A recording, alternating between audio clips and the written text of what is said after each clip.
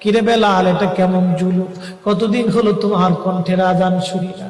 বেলাল রে, তোর কি মন চায় না আমি নবীর জিয়ারতে আসতে?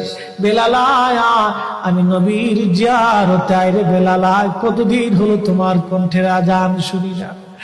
স্বপ্ন যখন নবীজি দেখাইছে, এ মুসলমান, হযরতে বেলাল সুদূর সিরিয়ার দামেস্ক থেকে পাগলের মতো দৌড়াইলেন, পাগলের মতো ছুটে আসলেন। যখন মদিনাতে আসলেন তখন তাহাজ্জুদের সময় চলতেছিল।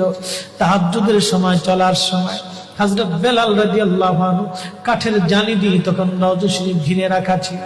ওই জালির পাশে বসে বসে জালির সঙ্গে মাথা ঠেকাইয়া নবীর পাগল বসে বসে গুনগুন গুনগুন করে কাঁদে আর বলে, হুজুর আপনি আসতে বলেছিলেন, গোলাম এসে হাজির হয়েছে।